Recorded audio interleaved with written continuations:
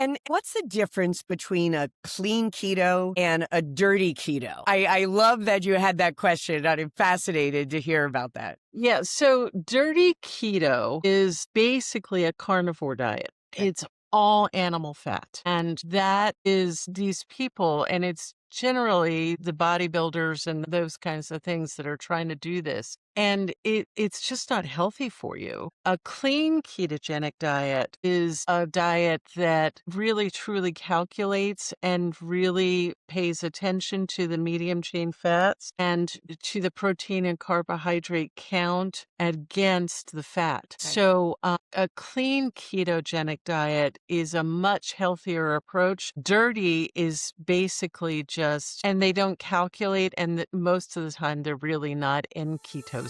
Welcome to Demystifying Pans and Pandas, the podcast where we uncover the mysteries, breakthroughs, and hope behind these life-altering conditions. I'm Dr. Nancy O'Hara, a board-certified pediatrician, educator, and advocate with over 3 decades of experience helping children and families navigate the challenges of neurodevelopmental and neuropsychiatric conditions, especially PANS and PANDAS.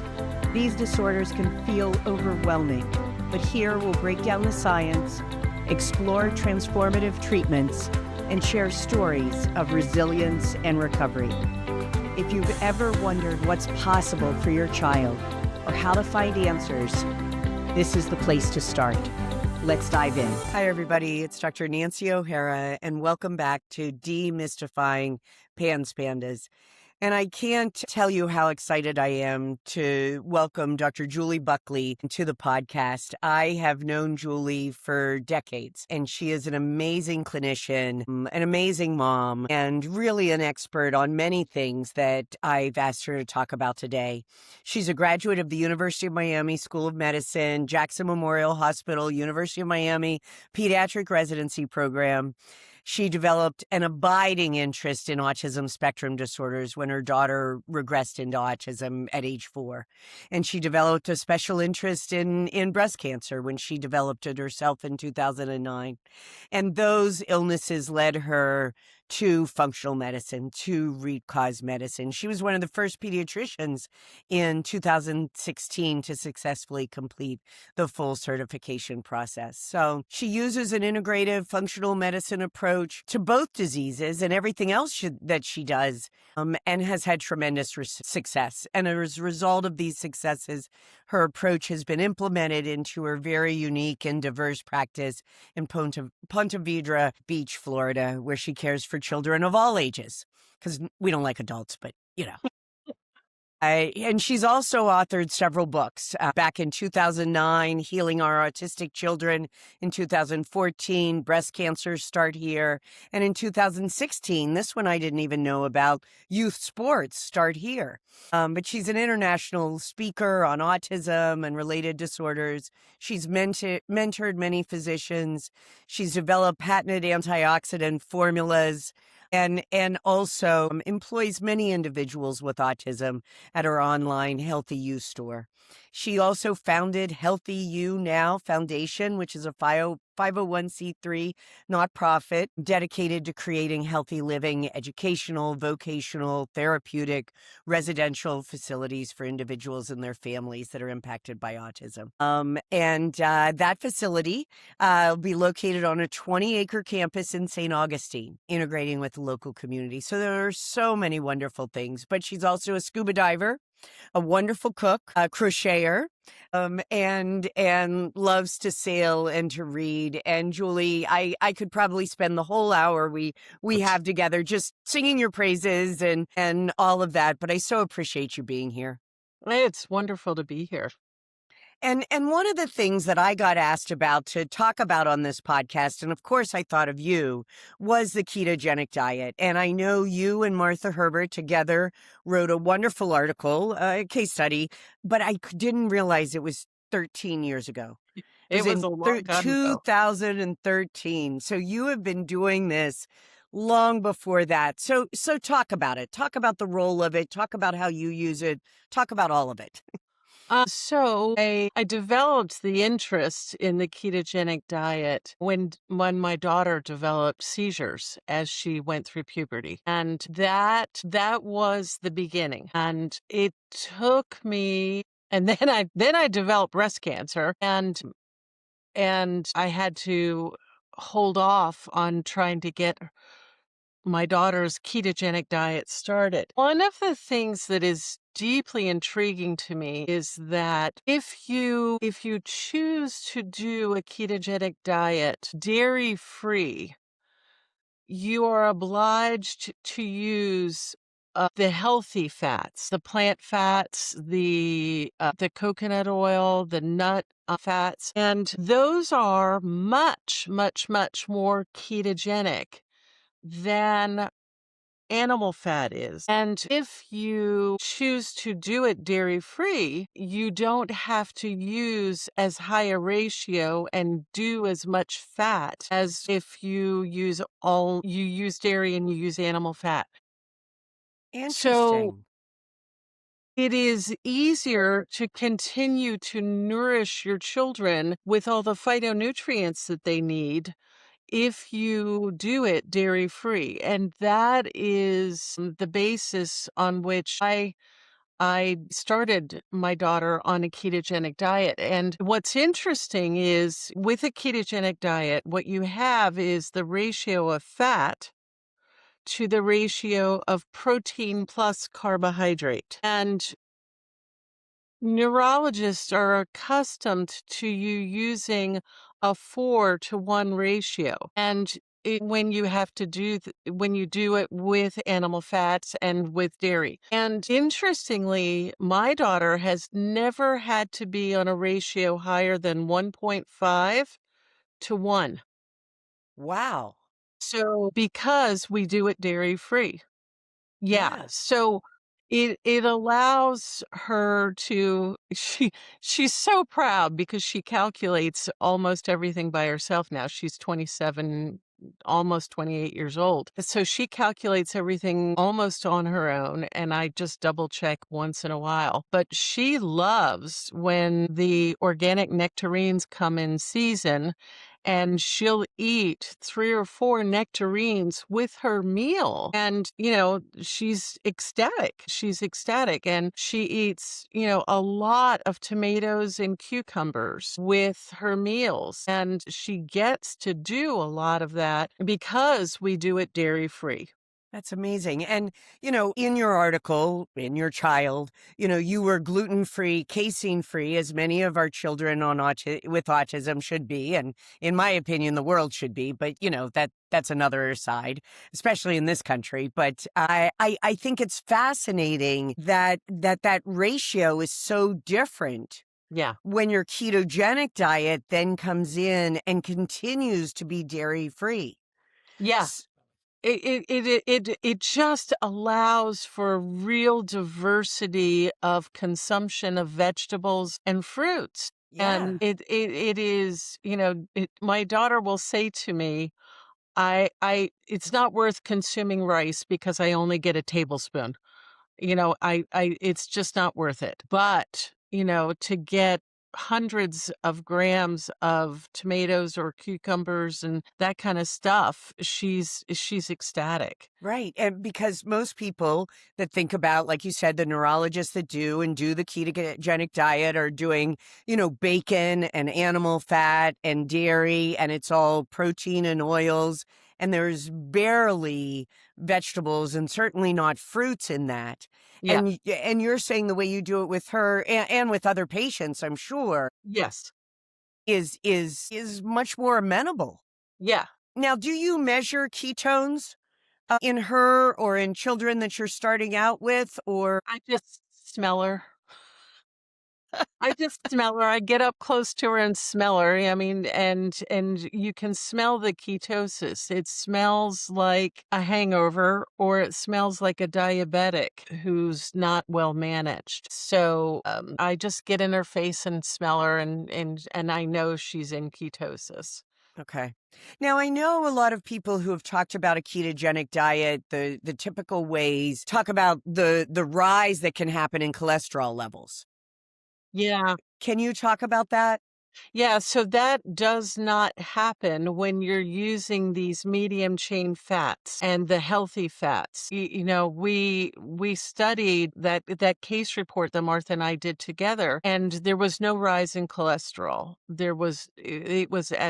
It was zero. And if you pursue the medium chain fats, then they are much more ketogenic and they will freely diffuse into the mitochondria.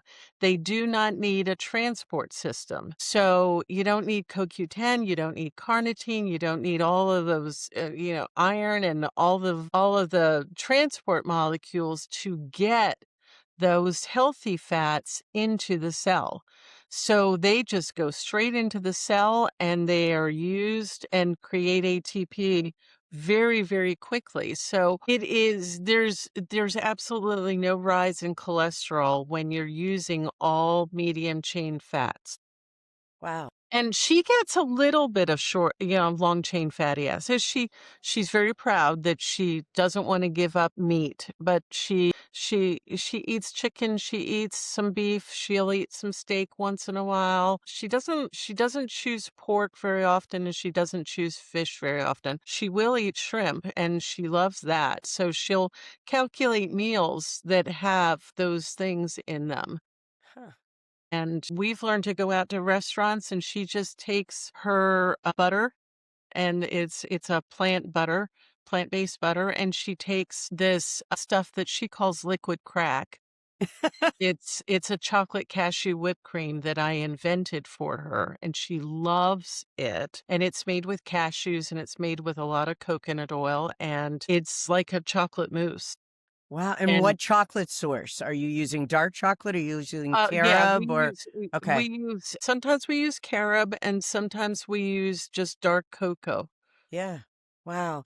And talk about more of the sources of the medium chain fats, the medium chain triglycerides. Talk a little bit more for people what those are, what the sources are, et cetera. Yeah, so there is, believe it or not, there's a lot of fat in vegetables. And so vegetables are a source of medium chain fatty acids. Nuts are a source of medium chain fatty acids. Seeds, and I know seed oils have gotten a bad rap in the recent past, but seeds and sunflower seeds and all those are medium chain fats. Coconut oil is a medium chain fat. Tree nuts, and coconut is a tree nut by definition. So all of the tree nuts are medium chain fats. The legumes, peanuts, and those kinds of things are medium chain fats. So it becomes and all of the plant-based butters that we use when we're dairy free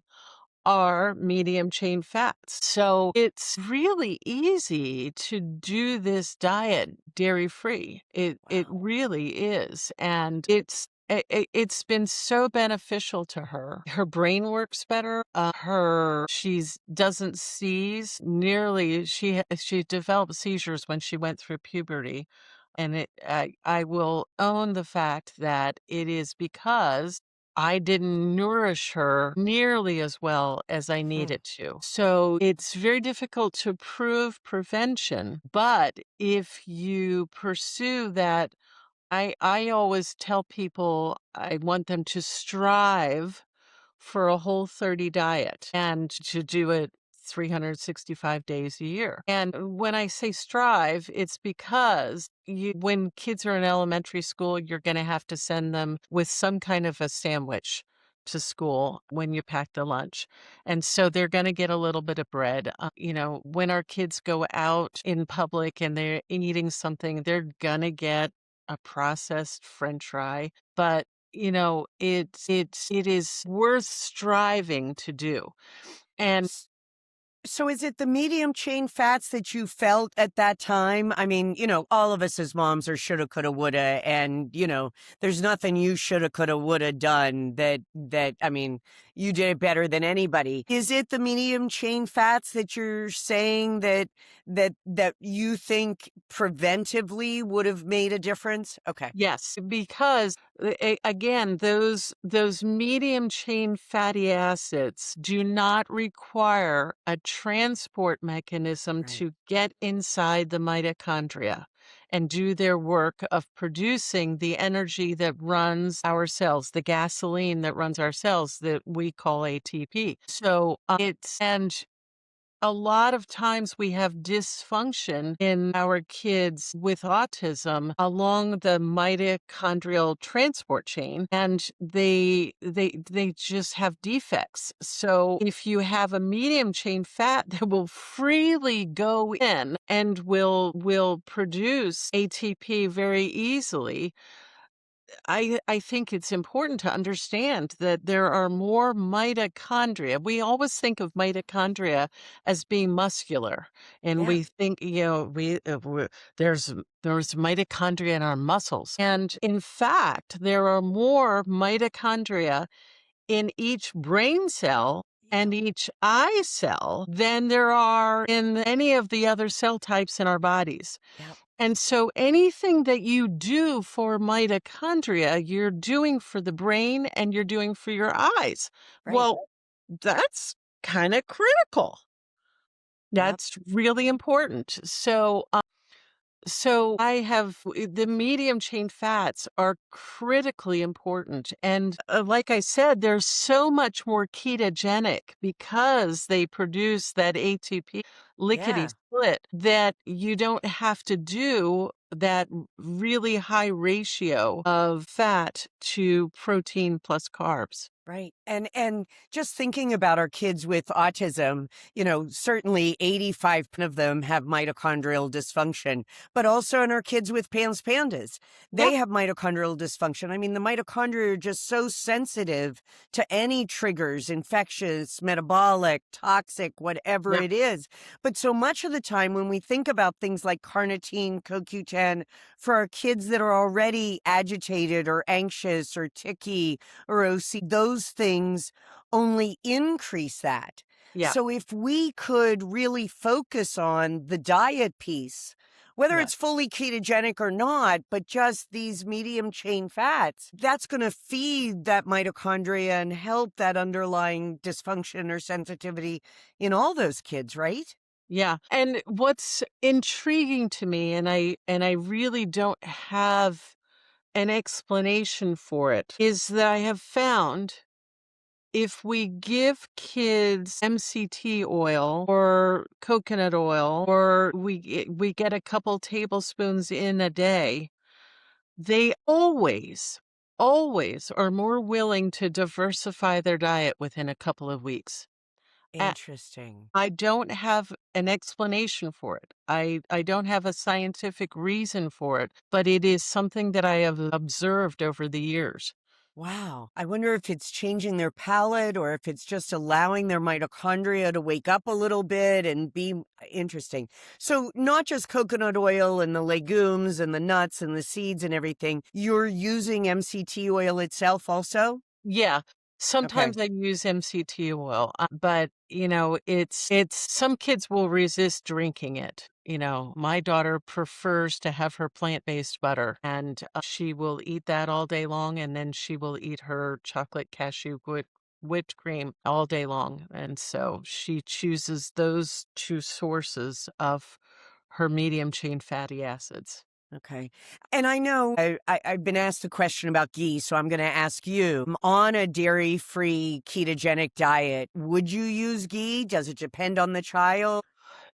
Well, it has to be casein free. And a lot of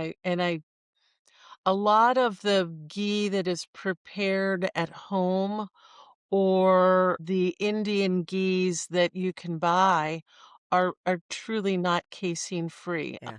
In Florida, we get Organic Valley, and I know that that is casein free. And the reason I know it is my son is horribly allergic to dairy, and he does not get a stomach upset when he uses ghee from Organic Valley.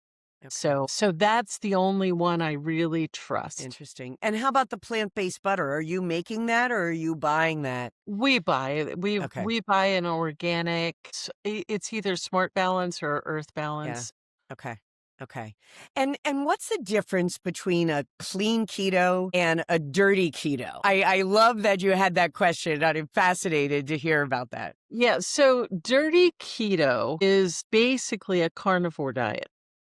Okay. It's all animal fat. And that is and these people, and it's generally the bodybuilders and those kinds of things that are trying to do this. And it's just not healthy for you. A clean ketogenic diet is a diet that really truly calculates and really pays attention to the medium chain fats and to the protein and carbohydrate count against the fat. Okay. So a clean ketogenic diet is a much healthier approach. Dirty is basically just, and they don't calculate, and most of the time they're really not in ketosis. Right. Right. And I've seen those people with elevations of cholesterol for sure. Absolutely. Absolutely. And can a vegetarian, with the way you're doing it in a clean keto, could a vegetarian do a clean keto? Have you Yes, ever done that? you can. Okay. It is a lot of vegetables. And Yeah. what happens with a ketogenic diet is you're really not hungry. Hmm. So it's very hard to chew long enough to eat all the vegetables that you really have to eat to get your protein and to get your carbohydrate counts in. Wow. Okay. So I really can't get enough because you don't have enough hunger incentive, Yeah. really. Okay. It's Okay. hard, but Yeah. you could do it, but it's hard. Okay. So, I encourage people to, if you want to do it vegetarian, let's try to eat some eggs or maybe eat some fish. And that way, we don't have to replace the B12 either. Yeah. And I know you've talked about the mitochondria, and we all know that the ketogenic diet, whether it's clean or dirty, is recommended by some neurologists for seizure disorders. But talk a little bit more specifically about how it helps with autism and also how it may help with PANDAS. So, well, it's interesting. So, from a seizure standpoint, dropping the history of the ketogenic diet is that people would drop their children or their adults off at the monastery back in the old days, and the monks would just starve them and they would drop into ketosis. Huh. And then their seizures got better. And so that was the beginning of this ketogenic approach. And of course, then once you're starving, you're really not hungry because you're in ketosis. The GAPS diet, which works so well with many of our children, drops kids into ketosis and Right. in the first few days. And so when you see your children improving, it's because they're in ketosis with an from a and then that's just seizure approach. But with autism, it is probably based in the mitochondria and the improved mitochondrial function in your brain. Right. And so kids can motor plan a little more easily when they've got better functioning brains. Yeah. Getting the inflammation out. A ketogenic diet is incredibly anti-inflammatory. Right. And because it has no sugar, it has no carbohydrates to speak of. Or Um, processed food. yeah, yeah.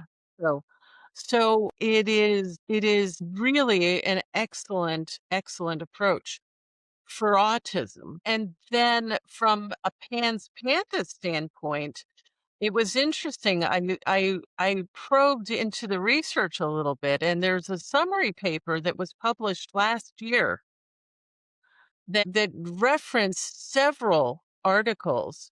And of course, when you start a ketogenic diet, you absolutely change your bowel flora. Yeah. There's no question. So that is going to improve immunocompetence Yeah. just because you change your bowel flora. But there's also research that it helps the natural killer cells, it helps T cells, it helps B cells. So globally, from an immunologic standpoint, it restores some immune competence. Right. And that's what we're all about with PANDAS. I mean, Exactly. And the more we can do it with diet and healthy gut, healthy brain, leaky gut, leaky brain, but the more we can do it with diet, the less supplements, the less medications, the less rage, aggression, anxiety, tics, OCD, all the things we talk about that are caused by the inflammation. And I yeah, just wanted for the listeners that don't know what it is, the GAPS diet is the gut and psychology syndrome diet that was first written about by Natasha Campbell McBride and was just that, a very good anti-inflammatory diet that had a lot, as you said, in conjunction with other paleo, autoimmune, and ketogenic type diets. yeah, Uh, absolutely. yeah. So I just the older I get, the more I want everybody to really think about what we're putting in our mouths. Whether we Yeah. have epilepsy, autism, pandas, or we're as not neurotypical as you and I are, Yeah, and it's just fantastic for an autoimmune disease as well. So, it's it was very interesting. I years and years ago, we all got the opportunity to go teach in Australia. And those people are rabid about food. Yeah, They're really, really, really good about what they eat, and I will never forget watching a child eat steamed cabbage for breakfast. yeah, And and when I went back the next year, those kids were so much more improved than my United States kids who, a year later, they were just not quite as improved. And I will attribute it to eating right yeah, and making sure that they're eating right. They just don't have a lot of McDonald's or fast food in Australia. You sit down and you eat properly and you eat a regular meal with a fork and a knife. And their children do that. They never eat with their hands in the car. So yeah, if we committed as Americans to not eating in the car, to sitting down and eating a meal with each other, I think that we would do a much better job of recovering our kids because we would cook. And, I look at my young moms and I say, do you know how to cook? yeah, Now, thank God I live in the South, and most people have been taught to cook by their moms or the grandmas. And, my mother looked at me and said, it's not that they don't know how to make a gluten-free gravy. They don't know how to make a gravy at all. yeah, They don't know how to cook a gravy. And I've got to teach them that first. yeah. So, Yeah, it's so fascinating, and if you look at the really good food pyramids, at the bottom are the people smiling, dancing, socializing, eating with joy. yeah. And so much of the time we talk about restrictive diets and pulling things out of diets and oh, we had an infraction and feeling guilty about that. If we could also change our mindset Yeah. to the joy of eating and food and cooking. And A lot of our all of kids' the things. palates expand when they start cooking. Yes, it was. I have an example. I had a young man who I said, "You're going to make the guacamole today. We were going to watch a football game together." And he goes, "But I don't like avocados." And I said, "But you're making the guacamole today." And he made the guacamole in my little Vitamix blender, and I taught him how to do it. And he ate the chips with the guacamole, and he goes, "I really like guacamole." Yes, No. 'cause you made it. Right. And it's the same thing with whether you live in New York City or on a farm, getting in the dirt, having a few vegetables that you may be growing, or maybe just some basil or tomato or whatever, and participating in what goes into our mouth, whatever kind of diet we're talking about. So Yeah. important. I think it's critically important to get kids into the kitchen. And even if they make you crazy, they need to be in the kitchen and they need to be given a job. Yep. Yep. And there are so many, the littlest kids, our artistic children, our kids that are raging, there are things they can do. Yep. Absolutely. So agree. I, my mom had 17 people in her 10 by 12 kitchen and at Thanksgiving and Christmas, and we all had a job. Yeah. Everybody had a job, and my uncle would sit there and he would be backed up against the wall and he'd be playing his guitar and we would all be singing. Yeah. Yeah. So, and Exactly. it was just a joy-filled moment, and we all were preparing food for the purposes of nourishing each other. Yeah. Yeah. So a little bit more with pandas, and autism. You and I were talking earlier about some of the other things you do in your practice, which is an amazing practice. But one of them you mentioned that has been really helpful to a lot of your kids was peptides, and I would like you to talk a little bit about that too, because we haven't talked about it much on this podcast, and I think our listeners are interested in it, and you're using it, so I'd like to hear about that. Yeah, so this year I decided that we were going to branch out and we were really going to start trying to break into and learn about peptides. And peptides are the peptides already exist in our human body. Insulin is a peptide. Glutathione is a peptide. There are peptides that they all exist already in our bodies. Right. And many of them are widely used across the world. And, you know, uh, a division that shall not be named has decided that many of the peptides that were approved for use in the United States without following the normal protocol just cross them off the list.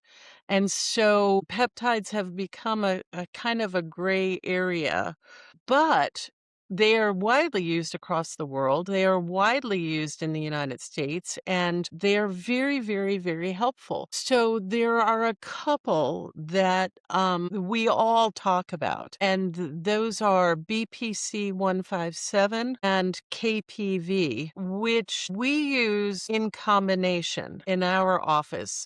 We will start out with just one vial of BPC. We inject it subcutaneously. It's like the B12 syringes that we used to use. And then we rapidly add KPV to that BPC 157. And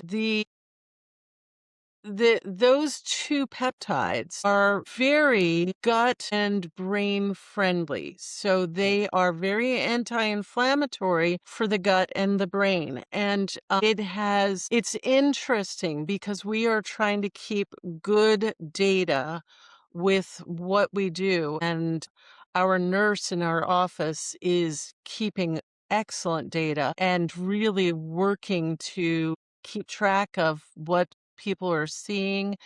And we have a child who seizes all day long, all day long. And his seizure time is reduced by about half, and the seizures are much, much, much less frequent. We have a PANDAS kid who is still difficult, but the dad sent us a coloring sheet that he did, and he colored inside the lines with multiple colors for the first time ever.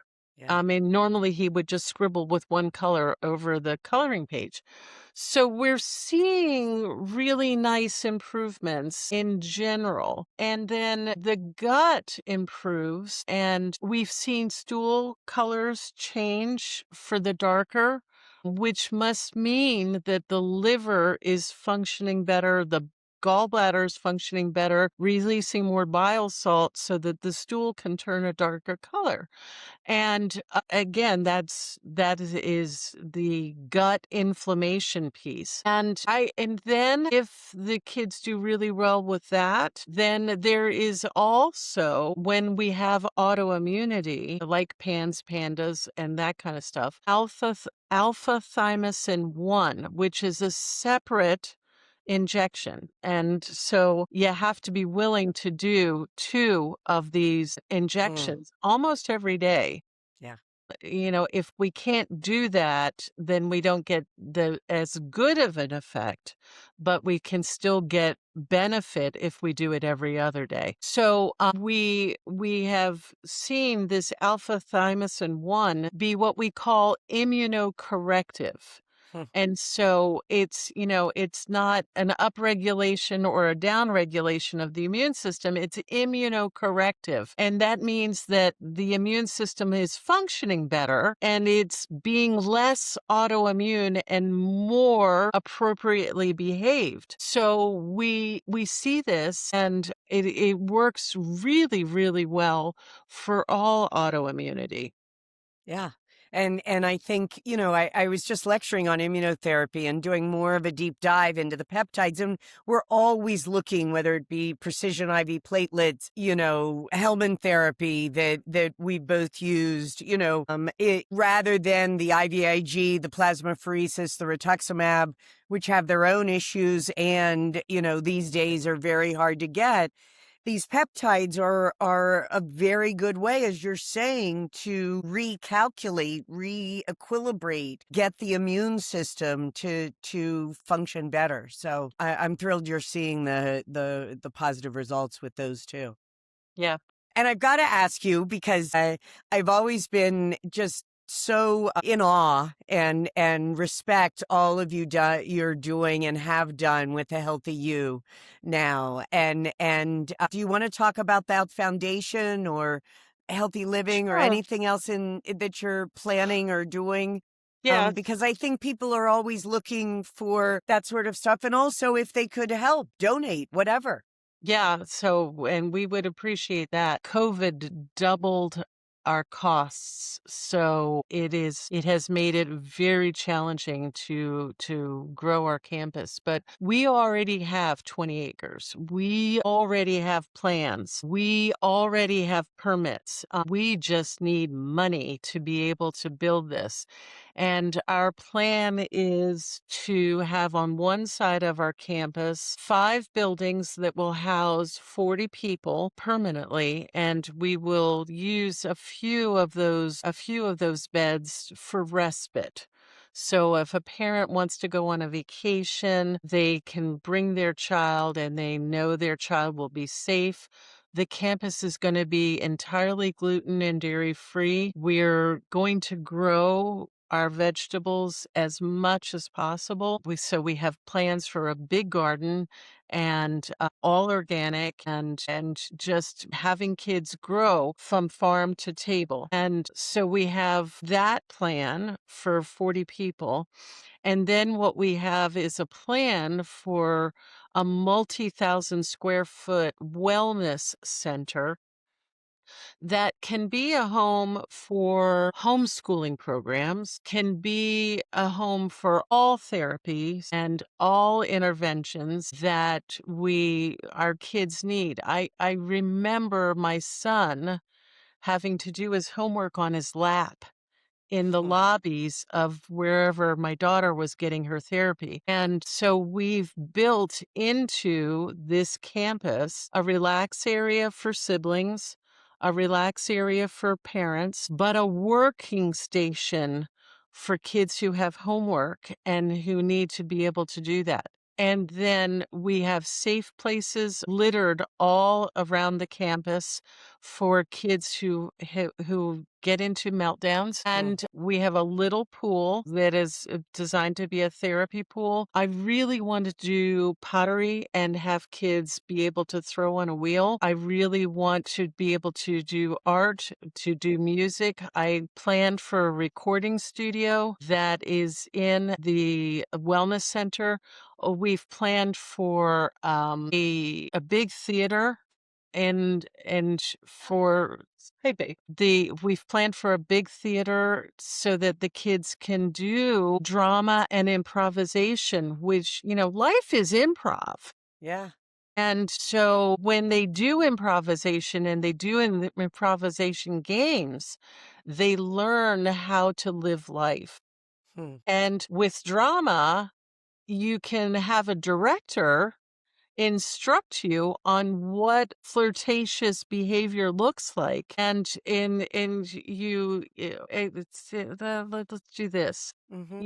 and so with a good director we can get that stuff done. And then we're planning on ballroom dance because it is incredible for motor planning. Yeah. So Wow. we just and yoga and lots of different things. And with COVID, I sat and planned the room sizes and moved the equipment around in the room size and made sure that there was enough room. And sure enough, I made one room too big and one room too small. So I had to change that. I want to have an in-ground trampoline for the kids inside the large gym. I just have so many things that I Wow. really, really, really want to do that are not so traditional. Yeah. Yeah. It's amazing. So, if somebody could and wanted to donate, how would they do that? Where would they find like the website or So information to be able to do that? the website, it needs to be updated, but it's still there, and it's the letter U now.org. Okay. And there is a button, there's a radio button, and there's a place that you can click on to donate money. Great. And Julie, how would somebody now hearing about the ketogenic diet, hearing about peptides, hearing about your wonderful integrative practice, how would they get in touch with your practice or with you? The best way to do that is to email our Stacy, who does all of our intakes, and she's basically our office manager. And that is at office at PPP. So three of the letter P's, one V as in Victor, online.com. So, ppvonline.com and yep, it's office at. yeah. That's great. Well, I know she'll be getting some calls or emails, I guess. And are there any last words for parents or practitioners of wisdom, of hope, of your experience that you want to share with those that are listening?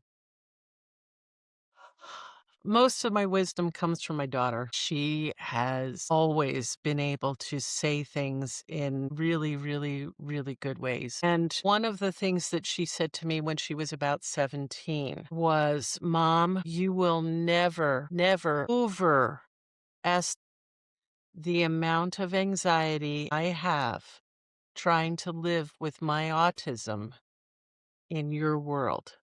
Hmm. So I think that when parents say, well, they don't have anxiety, and I say, well, I'm going to take them home in my car and I'm going to manage them for a couple hours at home. No, no, no, no, that's not going to work. And then we understand the anxiety. And the other thing is Danny is nearly 28 now, and we are still working on improving her life. She's living her best life. She's writing music, she's writing books, she's working two part-time jobs, but we still work on motor planning. We still Hmm. work on her anxiety. And once we got her anxiety under control, we found out that she was the stand-up comic. And she's very, very, very funny, but it took until we got her anxiety under control. Yeah. And that's So such a huge piece for so many of us and so much worse in the last 6 years. And whether it be our children with autism, our neurotypical children, our children with PANDAS ourselves. Yeah. We need to understand the level of anxiety and the level of not breathing we may be Yeah. dealing with. Yeah. Yeah. So, Absolutely. well, again, Julie, if people are looking to get in touch, office at ppvonline.com or org? Yeah. Com. Okay. And thank you for doing this. And thank you for all you do in your practice and for so many families. It's It been a really pleasure. is amazing. So I Thank appreciate it. you. I thank you. All right. And everybody, we'll see you again on Demystifying PANDAS. Bye-bye. That's it for today's episode of Demystifying PANDAS. I hope you're walking away with insights, tools, and hope to help you and your child on this journey. If you found today's conversation valuable, be sure to subscribe so you never miss an episode. Share this podcast with anyone who might need it. It could be the lifeline they're searching for. And if you have a moment, leaving a review helps us reach even more families who deserve answers. Also, for more information, training, and community, check out our website, drohara.com, and join our annual membership. And remember, every step forward, no matter how small, brings us closer to healing and understanding. Until next time, be present, be hopeful, and we look forward to seeing you next time on Demystifying PANDAS.